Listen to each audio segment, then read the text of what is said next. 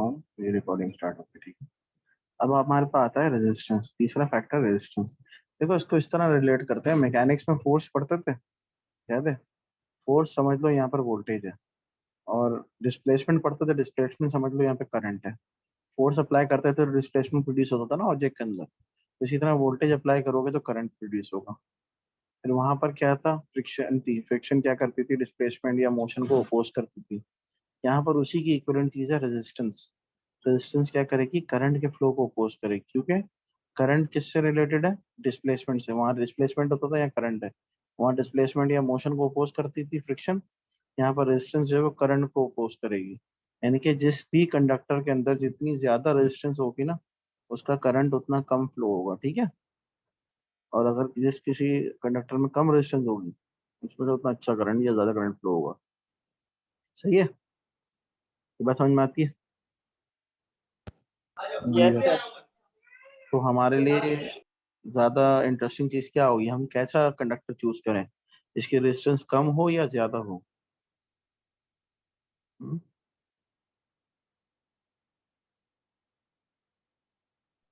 कम। कम हो ताकि ज्यादा करंट फ्लो करे, वेरी गुड, यही होना चाहिए हमारी, क्योंकि रिक्वायरमेंट तो वही कंडक्टर्स होंगे ना, इनकी रेजिस्टेंस कम हो। तो इसीलिए हम कहते हैं ना कि अच्छे कंडक्टर्स क्या है, कॉपर।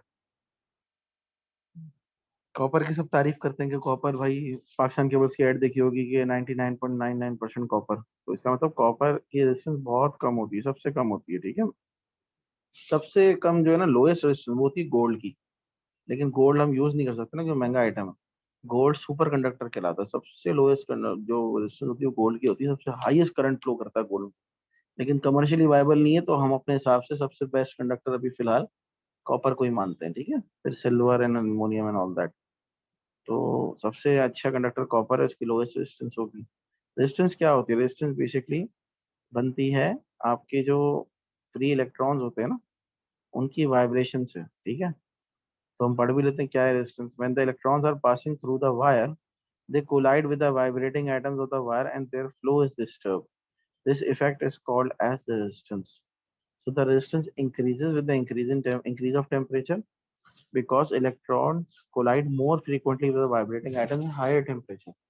तो क्या होता है, एक सेकेंड ना, जब आपका ना ज्यादा मॉलिक्यूल्स वाइब्रेट करते हैं तो क्या होता है, उनकी रेजिस्टेंस हाई होती है।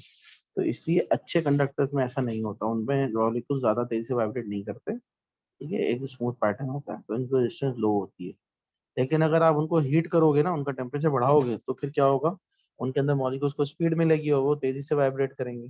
फिर क्या होगा, रेजिस्टेंस बढ़ेगी और करंट कम जाएगा उनमें से, ठीक है। It is the opposition in the flow of electrons, okay. अब देखते हैं ओके किन सर। अब देखते हैं किन फैक्टर्स पे डिपेंड करता है। दो फैक्टर्स हैं जिन पे रेजिस्टेंस डिपेंड करती है। सबसे पहले length of the wire. The larger is the length of the wire, higher is the resistance and vice versa. अगर दो कंडक्टर्स हैं सेम सेम वो मटेरियल से बने हुए, जैसे कॉपर के ही दो वायर ले लो, तो जो ज्यादा लेंथी वायर होगा ना, लेंथ में ज्यादा होगा, उसकी रेजिस्टेंस भी ज्यादा होगी, उसमें से करंट कम जाएगा, सही है। हम कहते हैं ना तार दूर से आ रहा है तो इसका करंट ड्रॉप हो रहा है, इसीलिए कहते हैं। और अगर कोई दो वायर्स हैं सेम मटेरियल के अंदर से, दो कॉपर वायर्स हैं सेम, मतलब मटेरियल तो सेम हुआ ना, दोनों कॉपर है, दोनों के लेंथ भी सेम है, लेकिन एक का डायमीटर यानी क्रॉस सेक्शन एरिया बड़ा है, ये मोटा है, और ये मोटा नहीं है, ठीक है, बारीक है। तो जो मोटा होगा ना, जिसका एरिया ज्यादा होगा, उसमें से ज्यादा करंट गुजरेगा, क्योंकि उसकी रेजिस्टेंस कम हो जाती है। इसलिए हम कह सकते हैं क्रॉस सेक्शन एरिया से रेजिस्टेंस इनवर्सली प्रोपोर्शनल है। The larger the cross section area of the wire, smallest is the resistance, ठीक है, एंड वाइस वर्सा। इसलिए हम कहते हैं ना कि ज्यादा करंट गुजारना था तो मोटा तार लगाओ। सुना होगा ना कभी, इसका तार मोटा करना होगा क्योंकि इसमें ज्यादा करंट गुजरेगा। तो मोटा तार होता है तो क्या होता है, इलेक्ट्रॉन्स जो है वो दूर दूर हो जाते हैं ना उसमें। तो दूर दूर हो जाते हैं तो कोलिजन्स जो है वो उनके फ्रीक्वेंट नहीं रहते, इसलिए उनकी रेजिस्टेंस कम हो जाती है, उनका करंट ज्यादा गुजरता है। सही है, क्लियर है यहाँ तक? रेजिस्टेंस डायरेक्ट प्रोपोर्शनल लेंथ से है, इनवर्सली प्रोपोर्शनल एरिया से है, ठीक है। Yes sir. जी सर। अब बात करते हैं हम ओम्स लॉ की। ओम्स लॉ बड़ा एक मशहूर लॉ है करंट इलेक्ट्रिसिटी के अंदर, और ये बहुत आगे तक आपको काम आएगा, ये बेसिस है बेसिकली ना करंट इलेक्ट्रिसिटी की। ओम्स लॉ कहता है कि the current passing through a wire is directly proportional to the potential difference across its ends। क्या कहता है कि भाई जो करंट किसी वायर से गुजर रहा है वो क्यों गुजर रहा होगा, वोल्टेज कैसे ना, वोल्टेज का दूसरा नाम है पोटेंशियल डिफरेंस, जो मैंने अभी पहले बताया भी था कि आगे पढ़ेंगे। पोटेंशियल डिफरेंस भी कहते हैं वोल्टेज को। The current passing through a wire is directly proportional to the potential difference across its ends. Potential difference हमेशा अक्रॉस द एंड्स अप्लाई करते हैं। जैसे फॉर एग्जांपल यहाँ पर मैं डायग्राम में बनाया था मैंने कि हमने बैटरी से जो वायर दिया, एक वायर यहाँ दिया, एक इस एंड पे दिया, तो पोटेंशियल डिफरेंस है वोल्टेज हमेशा अक्रॉस द कंडक्टर होगा, एंड्स होगा, और करंट हमेशा थ्रू द कंडक्टर होगा। ये एरो है ना, करंट थ्रू क्यों होगा कि चार्जेस अंदर से जा रहे हैं, और वोल्टेज जो है वो एंड्स पे अप्लाई होता है। सही है, ठीक है।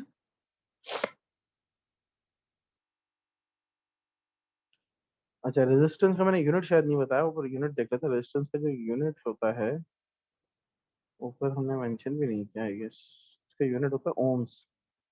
यहाँ पर मेंशन किया हमने, चलो ठीक है। यहाँ दिखाया हुआ हमने current is directly proportional to potential difference across the ends if the temperature is constant. ये बहुत इंपॉर्टेंट बात है, ये लिमिटेशन है ओम्स लॉ की कि if the temperature is remain constant. ठीक है, अगर टेम्परेचर वेरी कर रहा है, टेम्परेचर बढ़ रहा है, तो कंडक्टर की रेजिस्टेंस चेंज होने लग जाएगी ना, जो कि नहीं होनी चाहिए। ये भी हम आगे देखते हैं क्यों नहीं होनी चाहिए। देखो यहाँ पर देखेंगे, V is direct proportional to I। ठीक है, हमें पता है डायरेक्ट प्रोपोर्शनल का साइन हटता है तो इक्वल्स टू और कांस्टेंट आता है, ऐसे ही है। तो इक्वल्स टू और कांस्टेंट आया, कांस्टेंट क्या है, रेजिस्टेंस आई। यानी कि रेजिस्टेंस का क्या मतलब हुआ, किसी पर्टिकुलर कंडक्टर के लिए, यानी कि पर्टिकुलर लेंथ है कंडक्टर की, पर्टिकुलर एरिया है, तो वो अगर हम कंडक्टर का टाइप भी नहीं चेंज करें, एरिया भी चेंज नहीं करें, लेंथ भी चेंज नहीं करें, तो रेजिस्टेंस कांस्टेंट रहनी चाहिए ना। फॉर एग्जांपल मैंने क्या किया, मैंने एक ऐसी बैटरी, ऐसी पावर सप्लाई ली जिसमें अलग अलग वोल्टेज आ सकते हैं। एक सेल से नहीं ले, सेल तो 9 वोल्ट 12 वोल्ट का फिक्स होता है ना। एक पावर सप्लाई ले ली मैंने, उसके अंदर वेरिएबल पावर सप्लाई है, अलग अलग वोल्टेज दे सकते हो। तो मैंने क्या किया, कॉपर वायर लिया, उसके साथ जो है वो मैंने बल्ब लगाया और करंट गुजारना शुरू कर दिया। और जब मैं वोल्टेज अप्लाई करूंगा, जैसे फॉर एग्जांपल मैं 9 वोल्ट अप्लाई किए, 12 वोल्ट अप्लाई किए, फिर मैंने 24 वोल्ट अप्लाई किए, मैं सारे वोल्टेज के अगेंस्ट देख रहा हूँ कि भाई करंट कैसे कितना कितना बढ़ रहा है। सही है, तो मैंने देखा भाई 9 वोल्ट फॉर एग्जाम्पल 2 एम्पियर आ रहा था, वो 0.2 मिली एम्पियर आ रहा था। ठीक है, 12 वोल्ट अप्लाई किया, उसमें मैंने देखा भाई 0.3 मिली एम्पियर हो गया। 24 वोल्ट पे मैंने देखा भाई तो 0.6 मिली एम्पियर हो गया। तो मैंने कहा हाँ ठीक है भाई, डायरेक्ट प्रोपोर्शनल है, वोल्टेज बढ़ा रहा हूँ, करंट बढ़ रहा है। लेकिन इस दौरान रेजिस्टेंस कांस्टेंट रहनी चाहिए। रेजिस्टेंस कांस्टेंट क्यों रहेगी, क्योंकि कंडक्टर तो मैंने चेंज ही नहीं किया ना, वही लेंथ है, वही डाया है, और वही मटेरियल है। लेकिन एक वजह से रेजिस्टेंस चेंज हो सकती है, टेम्परेचर बढ़ने की वजह। अगर टेम्परेचर बढ़ेगा तो क्या होगा, कंडक्टर के मॉलिक्यूल फास्टर मूव करना शुरू कर देंगे, कोलिजन स्टार्ट हो जाएगा ज्यादा तेज, तो क्या हो जाएगा, रेजिस्टेंस बढ़ जाएगी, मेरी कैलकुलेशन गलत हो जाएगी, ओम्स लॉ वैलिड ही नहीं रहेगा। ओम्स लॉ तो कहता है ना कि R is the constant. Directly proportional का साइन हटाया, इक्वल टू लगाया और एक कांस्टेंट लाया, वो कांस्टेंट आर है। तो हमको ओम्स लॉ के रिजल्ट्स को अगर वैलिड रखना है तो हमें टेम्परेचर कांस्टेंट रखना पड़ेगा। ठीक है भाई, क्लियर है। Yes sir, clear. Hmm. Unit of resistance is ohm, O H M भी लिखते हैं और ये सिंबल भी बनाते हैं, मेजोरिटी ये सिंबल ही बनाते हैं, ओ एच एम कम ही लोग लिखते हैं वैसे। ठीक है, सिंबल आसान है, बना लिया करो। इसका ग्राफ क्या है भाई, ग्राफ स्ट्रेट लाइन है। क्यों, क्योंकि हमें पता है हर डायरेक्टली प्रोपोर्शनल का ग्राफ स्ट्रेट लाइन होता है, और स्ट्रेट लाइन ग्राफ हमें क्या बताता है कि इसका ग्रेडियंट क्या है, कांस्टेंट है। काइनेमेटिक्स में पढ़ा था हमने कि जो ग्राफ स्ट्रेट लाइन होगा इसका मतलब उसका ग्रेडियंट क्या है, कांस्टेंट है। ग्रेडियंट क्या होता है, वाई अपॉन एक्स होता है, change in y upon change in x.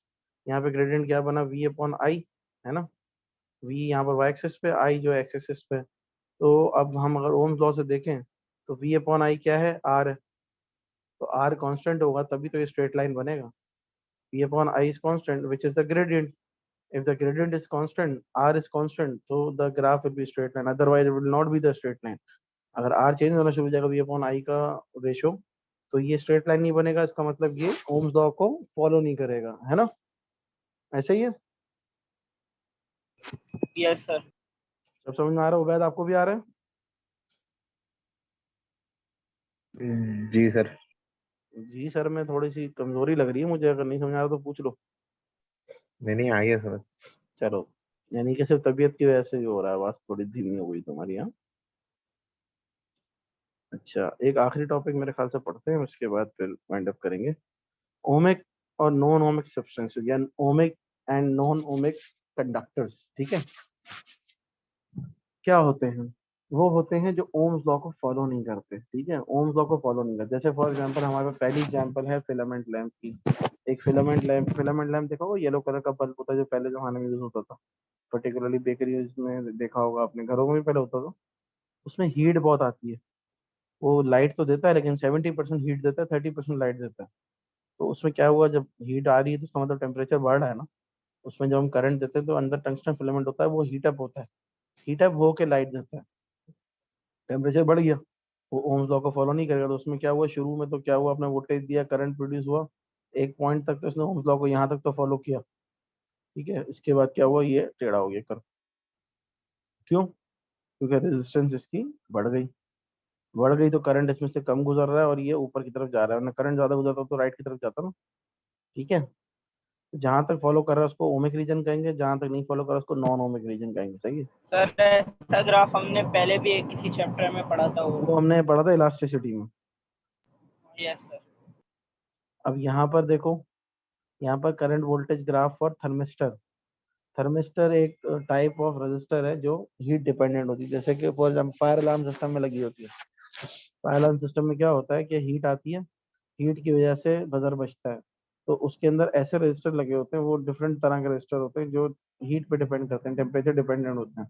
उसमें उल्टा काम होता है, उसमें जब रेजिस्टेंस बढ़ती है ना, ओ सॉरी, उसमें जब हीट बढ़ती है, टेम्परेचर बढ़ता है, तो रेजिस्टेंस कम हो जाती है।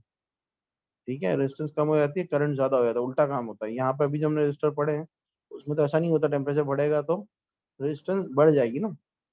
ये स्पेशल टाइप ऑफ रजिस्टर है, इसको हम आगे चैप्टर में डिटेल में पढ़ेंगे, नेक्स्ट से नेक्स्ट चैप्टर में। ठीक है, तो इसमें सिर्फ दिखाने का मकसद ये है कि देखो इसमें भी क्या हुआ, एक पॉइंट तक तो ओम्स लॉ ओबे किया, फिर टेम्परेचर बढ़ा तो ये डेविएट कर गया, तो इसमें करंट बढ़ता है। देख रहे हो, करंट की तरफ बढ़ रहा है, इसमें रेजिस्टेंस कम हो गया, उल्टा काम हो गया। यहाँ पे क्या था, यहाँ कंडक्टर था ना, ये थर्मिस्टर नहीं था।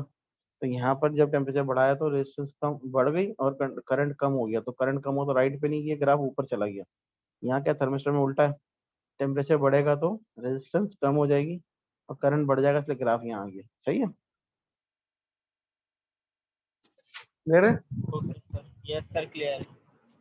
इसको रिवाइज करना, मेरी वीडियो को दो दो बार सुनना ताकि याद रहे चीजें, बहुत सारी चीजें मैंने बताई हैं। मेरे ख्याल से सिंपल लग रही होंगी, मुश्किल तो नहीं लग रहा ना? नो नहीं सर। सर आसान है। इलेक्ट्रिसिटी बच्चों को बहुत मुश्किल लगता है, मेरी कोशिश है कि इसको आसान से आसान बताऊं ताकि तुम लोग इसको थोड़ा सा एब्जॉर्ब कर पाओ। Ohmic substance are those substance which obeys Ohm's law, that is I is directly proportional to V। देखो ओमिक सब्सटेंस कौन से होते हैं जो ओम्स लॉ को ओबे करें, सीधी सी बात है, जो हमने ऊपर पढ़ा था। The graph between I and V is straight line. Example, pure metals are ohmic substances. Ohmic substance कौन से होते हैं, जो प्योर मेटल्स होते हैं। प्योर मेटल्स यानी कि कंडक्टर्स होते हैं, प्योर। ठीक है, नॉन ओमिक क्या होते हैं, are those which do not obey Ohm's law, that is I is not proportional to V, जैसे यहाँ पर दिख रहा है, यहाँ पे दिख रहा है। ठीक है, the graph of some non ohmic substances are given below. दो यहाँ बता दिए। इसके अलावा हम एलडीआर भी एक नॉन ओमिक है, डायोड भी नॉन ओमिक है। ये हम इलेक्ट्रॉनिक्स के चैप्टर में डिटेल में पढ़ेंगे, इन सबके अलग अलग ग्राफ, कैसे कैसे ग्राफ बनते हैं इन सबके। ठीक है, हमने सिर्फ एग्जाम्पल के तौर पे दो पढ़ लिए हैं। बस ये थोड़ा सिंबल देख के हम एंड करते हैं आज। इलेक्ट्रिकल सिंबल्स हैं, देखो ये स्विच का सिंबल है। स्विच कहीं भी सर्किट में हम दिखाएंगे ना तो ऐसा दिखाएंगे। अब जैसे ऊपर हुआ हुआ है ना, इसका मतलब ये स्विच ओपन है। ओपन है तो करंट नहीं गुजरेगा, अगर ये नीचे हुआ हुआ होता तो स्विच क्लोज होता, करंट गुजर रहा होता। ये सेल का सिंबल है। जैसे एक सिंगल सेल होता है ना, जैसे रिमोट में आप सेल लगा रहे हो, एक सेल लगा हो तो एक सेल का सिंबल ये है, प्लस माइनस। लेकिन अगर दो सेल एक साथ बैटरी बन के आ रहे हैं, देखा होगा आपने गाड़ियों में बच्चों की बैटरी लगती है मोटी वाली, तो वो उसमें एक से ज्यादा सेल मिलके लगे हुए होते हैं ना, तो वो बैटरी कहलाती है। तो बैटरी का सिंबल ऐसे है, more than one cells are club together, that is called battery. वैसे होता है। फिर आता है पावर सप्लाई। पावर सप्लाई मतलब कि कोई भी स्विच बोर्ड, कोई भी चीज जिससे पावर आ रही हो, तो उसका सिंबल ये होता है। फिर आता है वायर्स जॉइंट, यानी कि एक वायर ऊपर से आया, ये इस वायर एक वायर से जॉइंट हो रहा है, तो इधर एक डॉट बन जाएगा इस तरह का कि दोनों वायर आपस में कनेक्ट हो गए हैं। बिल्कुल जैसे तार छील के नहीं लगा के घुमा के टेप लगा देते हैं इलेक्ट्रिशियन, वायर जॉइंट कहलाता है वो ना, ऐसे जॉइंट लगा दिए, जॉइंट लगा दिए। ये है वायर्स क्रॉस्ड। इसका मतलब क्या है कि ये वाला वायर और ऊपर वाला वायर दोनों एक दूसरे से ज्वाइन नहीं हुए हुए, एक दूसरे के ऊपर से गुजर रहे हैं खाली। अक्सर होता है ना, जैसे सारे वायर होते हैं जिसके ऊपर से गुजर रहे होते हैं, कनेक्टेड थोड़ी होते हैं। तो गुजरने का कोई ताल्लुक नहीं, जो गुजर रहे होंगे वो कनेक्टेड नहीं होंगे, ये सिर्फ उसका सिंबल ये है। सही है। ये लैंप है, हम अगर लैंप दिखा दें कहीं पे सर्किट में तो इस तरह से दिखाते हैं, या तो दूसरा तरीका क्या है, ये सर्कल है ना, सर्कल के अंदर एक क्रॉस बना देते हैं बड़ा सा, ठीक है, वो भी लैंप को दिखाने का तरीका होता है। फिर ये फिक्स रजिस्टर है, रजिस्टर को ऐसे दिखाते हैं, जब रेजिस्टेंस पड़ी है ना ऊपर, तो फिक्स रजिस्टर यानी कि समझो कि two two a kilo ohm की रेजिस्टेंस है, तो ये रेजिस्टेंस दिखा दी, क्योंकि दो तरह के रजिस्टर होते हैं, एक फिक्स्ड होता है एक वेरिएबल होता है। मैंने ऊपर जो थर्मिस्टर की बात की थी ना, थर्मिस्टर वेरिएबल रजिस्टर है, जैसे जैसे हीट बढ़ेगी रेजिस्टेंस कम होगी, हीट कम हो जाएगी रेजिस्टेंस बढ़ जाएगी, वो वेरिएबल रजिस्टर होता है। तो ये वेरिएबल रजिस्टर है। वेरिएबल रजिस्टर के दो सिंबल हैं सॉरी, वेरिएबल रजिस्टर के दो सिंबल है। ये जनरल सिंबल है, जिसमें फिक्स रजिस्टर के ऊपर साइड में एक एरो बना दिया, तो ये जनरल वेरिएबल रजिस्टर है। दुनिया का कोई भी वेरिएबल रजिस्टर होगा ना, उसको इससे रिप्रेजेंट किया जा सकता है, कोई मसला नहीं है। लेकिन ये जो है ना, ये वाला सिंबल जैसे ऊपर से एरो आ रहा है, ये एक पर्टिकुलर टाइप का रजिस्टर होता है, वेरिएबल रजिस्टर, जिसे रियोस्टेट कहते हैं। रियोस्टेट अगर स्कूल में कभी लैब वगैरह में देखा हो, जैसे मैं तुम लोगों को दिखाऊं यहाँ पर, रियोस्टेट में क्या होता है कि आपने कहा कि भाई हमारे पास एक रजिस्टर हम ले लेते हैं ऐसा,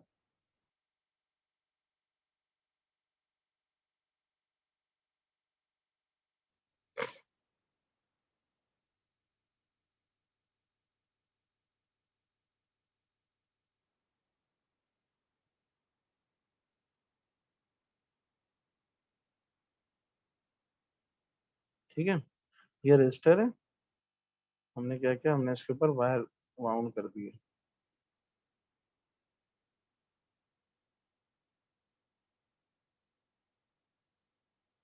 ये मैं पूरे नहीं करता, मैं दूर को करके दिखा रहा हूँ।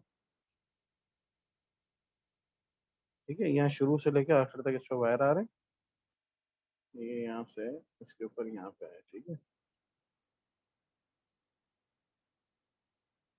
यहाँ अपने सेल से बैटरी से इसको पोटेंशियल दिया, प्लस माइनस, इसमें से करंट जाएगा, इसके अंदर से रेजिस्टेंस में से करंट गुजरेगा।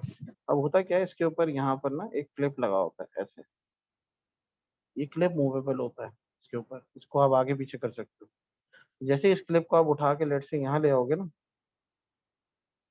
तो ये रेजिस्टेंस जो है ना, अब ये वायर समझो यहाँ तक आ जाएगा, तो आपके रजिस्टर की लेंथ छोटी हो जाएगी, ये लेंथ इतनी हो जाएगी। अब पहले ये लेंथ कितनी थी, पहले ये लेंथ यहाँ तक थी,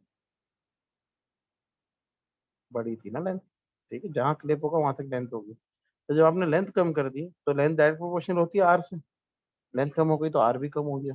ठीक है, तो इस तरह के रजिस्टर को कहते हैं रियोस्टेट। तो रियोस्टेट का जो है एक पर्टिकुलर सिंबल होता है, वो ये होता है। अगर आपने कहीं रियोस्टेट लिखना है सिर्फ, तो फिर आप ये वाला सिंबल बनाओगे।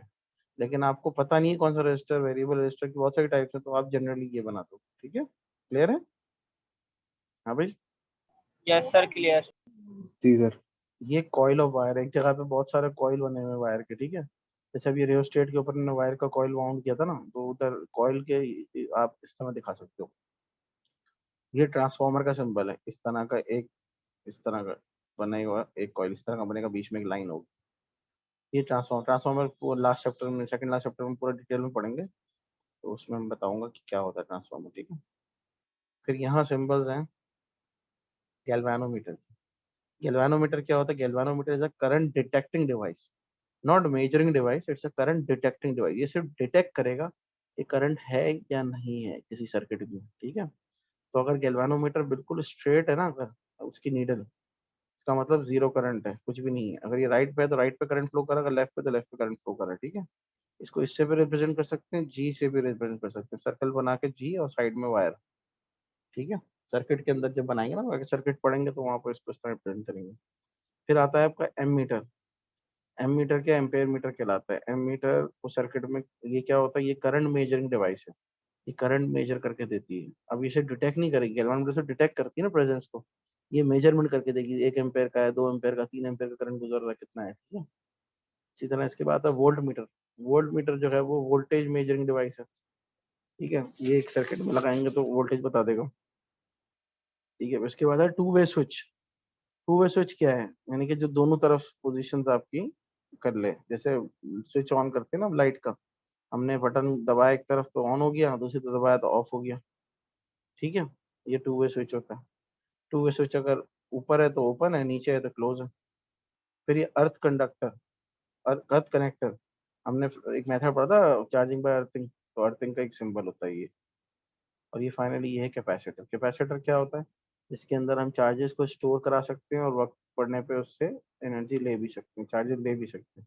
आपने देखा होगा फैन के अंदर कैपेसिटर होता है, वो क्यों होता है? स्टार्टिंग में फैन को पुश करने के लिए, शुरू में पंखा चलता है कैपेसिटर से, बाद में चलता है जो आपके बोर्ड में से इलेक्ट्रिसिटी आ रही होती है उससे। ठीक है, तो जो कंपनी कैपेसिटर बनाती होगी वो कैपेसिटर को चार्ज करती है और हम घर में यूज करते हैं तो हम डिस्चार्ज करते हैं। ठीक है,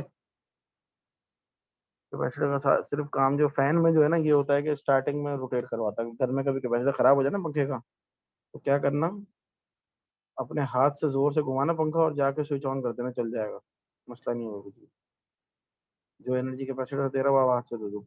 सही है, यहाँ तक कोई क्वेश्चन? No sir. चलो फिर हम जो है वो एंड करते हैं।